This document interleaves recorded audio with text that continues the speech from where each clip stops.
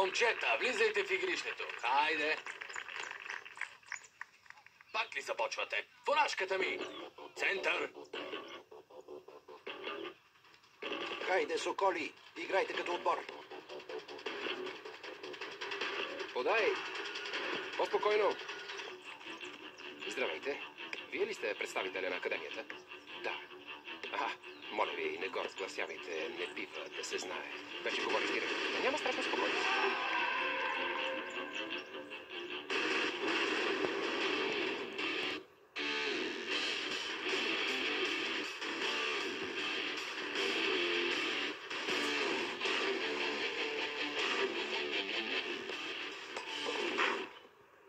Лоренсо става все по-добър. Да, но нямаме десетка да разпределя топката и да прави играта. Трябват ни и халф и цяла пейка резерви. Никой не остана. Именно, халф.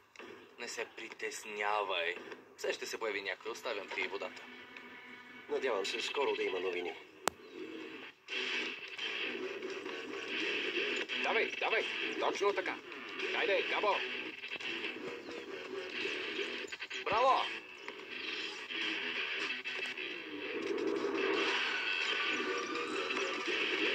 Гол! Гол!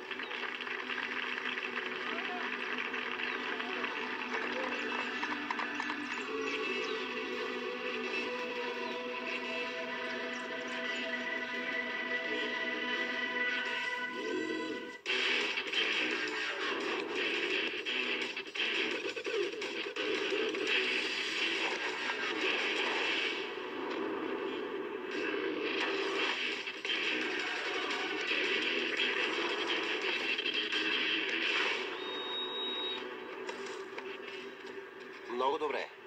Амадео, как е Лоренсо? Физиологичните му параметри са в нормата.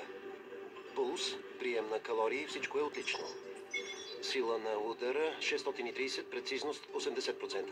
А ако има нещо, ми се обади. Момчета, запомнете, че трябва да пазите Лоренсо отблизо.